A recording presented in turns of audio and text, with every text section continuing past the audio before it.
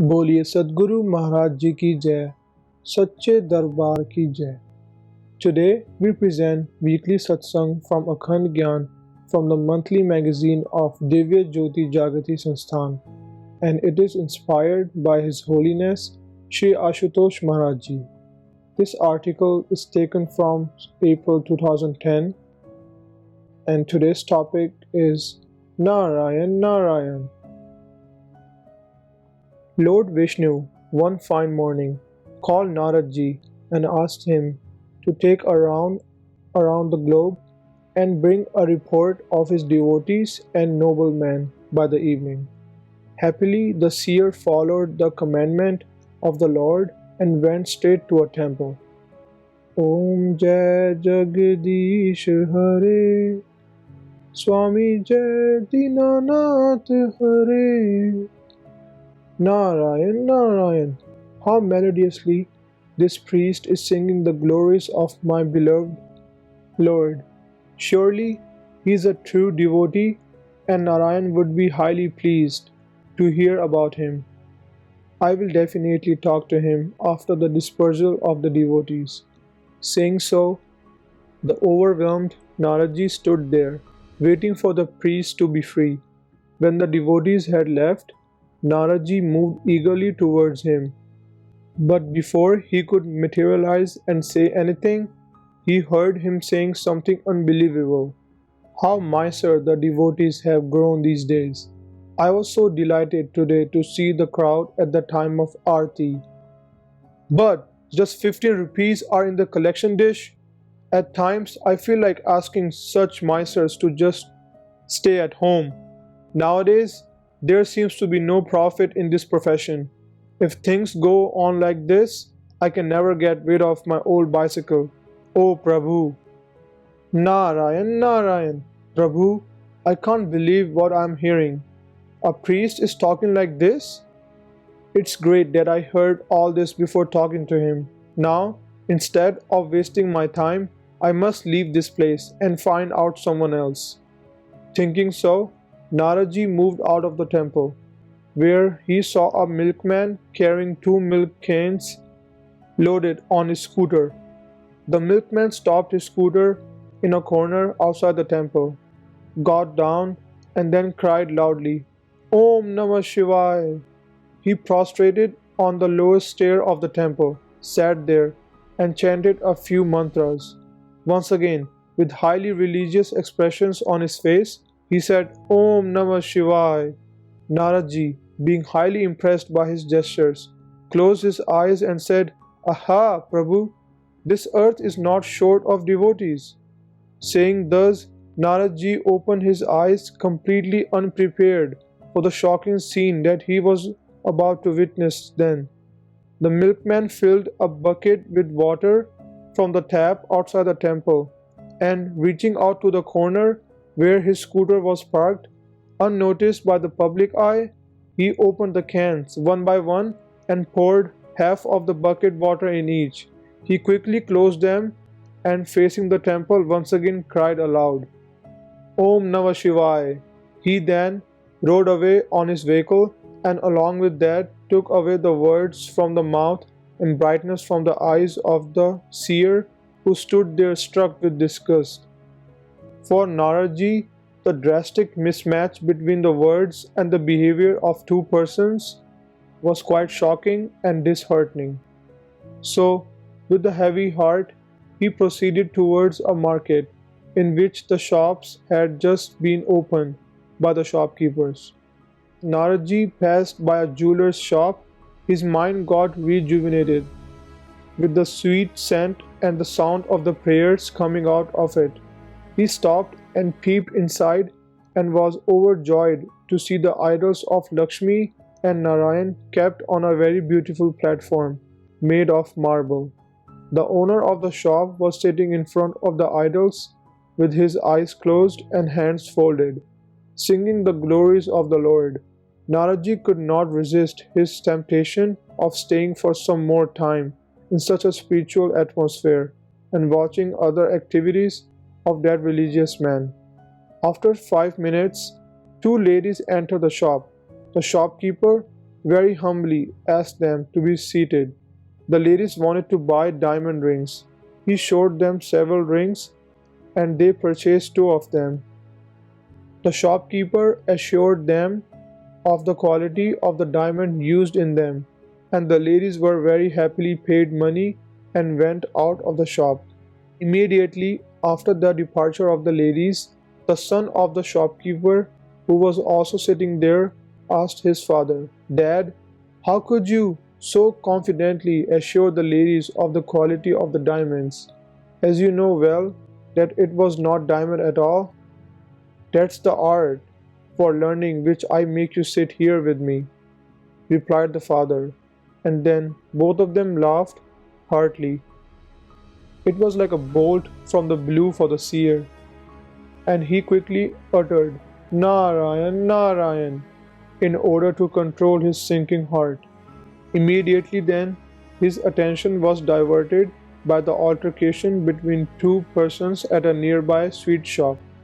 Out of curiosity, Naraji reached there and heard one of them, seemed to be the shopkeeper, saying to the other, "Sir, how is it possible to pay such a huge amount?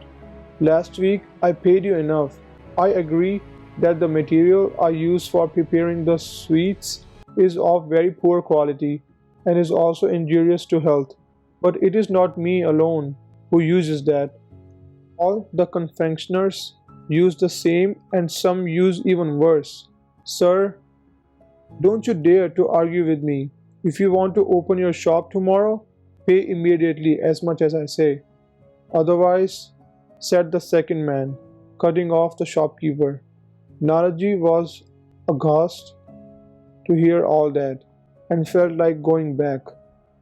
But he had to follow the order of his lord and therefore moved ahead. Next was a chemist's shop, and the chemist was busy talking secretly to the agent of a medicine company. Naraji went near to hear their conversation, which bowled him over. The agent was saying, "It's not fair to swallow the whole profit alone. Now you must increase my commission, otherwise I will stop supplying the fake medicines to your shop. And you know well that the contract of the fake medicine supply to this market lies only with me. Now you decide." Okay, why are you getting angry? Fine, take 5% more and send the medicines," said the chemist. "You are a wise businessman," said the agent smilingly. "Fake medicines? I must inform the doctors." With this thought in mind, Naraji rushed towards the nearby hospital. As he went inside, he saw long queues of the patients outside the rooms of the doctors. He stood invisibly for some time outside the office of one of the senior doctors, thinking that the doctor must be busy examining the patient, and as soon as the patient would come out, he would materialize himself in a common man form and get inside to inform the doctor about the malpractices of the chemist. But no one came out for another 15 minutes. Outside, the number of the patients in each queue was growing continuously. The seer was unable to understand what to do when he heard a patient asking a nurse about the arrival time of the doctor. Expressing her ignorance, the nurse went inside a room and closed the door. Then the patients started talking among themselves about the regular practice of the doctors to come late. One of them said, "They all have got their private clinics open at their places of residence, where they are minting money by charging high fees from wealthy patients. Why would they be worried about poor patients like us? Out of the 4 hours during which they are supposed to be here at the government hospital, they spend more than half the time at their own clinics and then leave the hospital before the due time. No one cares for us. These doctors have become pure businessmen." Unable to bear all those shocks, Naraji immediately came out of the hospital and stood in the shade of a tree. Suddenly, his eyes fell on two children who were standing there carrying heavy school bags on their back, waiting for a bus. Instantly, an idea struck the mind of Naraji. and his eyes twinkled with hope. He said to himself, I was unnecessarily losing my hope. I haven't yet visited any teacher. Teachers are great personalities. Now I'm sure my report would be replete with lot many names and activities of true men of my Lord. Then, with an anticipation to know the place of a teacher, he walked closer to the children. But alas, he lost even the last ray of hope after listening to their conversation.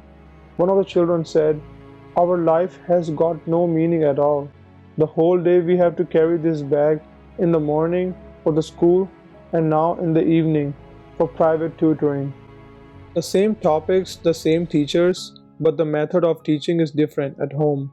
Why can't these teachers teach all these topics at the school in the same manner in which they explain them at their homes? If the children understand every topic at school, how would the teachers earn the huge amount of money that they fetch from private tutoring? The other child replied. The seer was furious, and he thought of informing the law-abiders about the malpractices thriving in society. So he entered a local police station. But what was that? The food inspector and the agent of the medicine company, whom he had seen in the market, were shaking hands with the police inspector.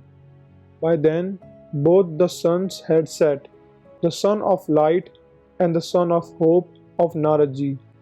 With great disappointment, he left for the abode of his Lord, who smiled to see him back. Dear Narad, I am eager to know about my human creation. Tell me how they are, asked Lord Vishnu. Naradji stood speechless. The Lord repeated his curiosity. Naradji said regretfully, Prabhu, I am sorry to say that I could not fulfill your desire. I roamed around the entire day, but was not able to find even a single true devotee or any noble person. It seems to me as if the entire humanity has been bitten by the snake of corruption. The Lord smiled again and said, It may be that you didn't happen to meet a true devotee today, but the earth still consists of several of my beloved children. It's due to their presence only that life continues to exist on planet Earth. Their end will ensure the end of life on it. However, I agree that most of the people are corrupt. But why, Prabhu? What's the reason? Asked the seer curiously. Lord Vishnu replied, Narad, corruption means corrupt actions or corrupt behavior, and the corrupt behavior is always guided by corrupt thoughts. Whenever corrupt, selfish, and greedy thoughts surge inside a human being, he indulges in corrupt actions. In words of the philosopher Emerson, thought is the seed of action. Action is born out of thoughts. As man thinks, likewise he behaves and hence shapes his character. Swami Vivekananda has also told the same. Watch your thoughts, they will one day become your actions. Watch your actions, they will one day become your character. This is all a game of thoughts. Only a few evil thoughts were sown to the mind of Kekai by her maid Manthara, and when Kekai pondered over those poisonous thoughts, her behavior underwent a drastic change. The one who used to pour all her motherly love over Ram till the previous day became the cause of his 14 years long exile to the forest. Behind the misconduct of Duryodhan, again the reason was evil thoughts. The wicked thoughts of his maternal uncle Shakuni had bound him from his childhood, and the effect was evident from a number of misdeeds in which he crossed all the limits of corruption, like poisoning Bhima, building of Lakshagriha for burning the Pandavas alive, the conspiracy of chess game, and the battle of Mahabharata. And today, it's the spell of greedy thoughts that corrupts the conduct of a priest, a milkman, a confectioner, or a chemist. The thought of his neighbor overtaking him in terms of name, fame, and affluence haunts him day and night and incites him to indulge in wrong practices. But Prabhu, how can humanity at large get rid of this evil of corruption? Asked Naradji with great concern. The Lord said, Dear Narad, if a solution is required in the true sense, the beginning has to be made with the change of the thought process. Each person will have to check his thoughts from flowing in a wrong direction and then push them towards the right path. But here lies one more point of consideration. In this Kali Yuga, the evil thoughts are so deeply rooted in the human mind that they have taken the shape of his character, and therefore the situation cannot be improved much by just preaching. Such intense darkness prevails inside the minds of the evil-stricken people that they can't be enlightened for long by the light of the small lamps of moral preaching. These benighted minds can be illuminated only by the blazing light of the sun of Brahmagyan, divine knowledge, that Brahmagyan by which several wicked turned over to a new leaf. Even the Samved proclaims Maya Vino Mamire Asya Mayaya, meaning by the grace of this knowledge, even the worst crooks are transformed into great personalities. The Sikh history reveals that the crook Sajjan would rob the passers-by of their wealth and then quite mercilessly put them to death. But when he was bestowed upon with Brahmagyan by the benign grace of Sri Guru Nanak Dev Ji, he made his place amongst the great saints, the wealth for the sake of which he did not hesitate even from killing the people. He spent the same for the welfare of the masses. It is beautifully quoted in Sri Guru Granth Sahib, Guru Gyan Anjan Sachu Netri Paya, Antar Chanan Agyan Andher Gavaya, Jyoti Jyoti Mile Man Mania, Haridar Soba Pavania. When, by the grace of Sadguru, perfect master, a person becomes initiated into Brahmagyan, his Divya Net, divine eye, is opened, and with the opening of this eye, the darkness inside vanishes. The person witnesses effulgent light within himself. In the presence of this light, his disordered thoughts get shaped gradually. The empire of evil thoughts is blown over. Good thoughts take place in the mind, the glow of which is reflected in his behavior. The union of such good people alone can re-establish honesty and peace in the society and ultimately in the world. But Prabhu, when would such a Sadguru appear on earth in this Kali Yuga? Asked Naradji. Narad, he is already there and is spreading the light of Brahmagyan by leaps and bounds. Now soon the earth would rest in peace, replied Lord Vishnu. Sadhu, Sadhu, Prabhu, Narayan, Narayan. Naradji offered salutations to the Lord and went away, with his face shining not just with a ray of hope, but with the glow of firm faith in his Lord's words. With this, I am ending the words.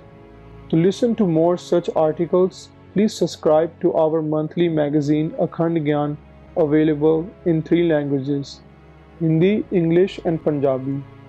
You can also subscribe to the monthly magazine by clicking on the link mentioned in the description box.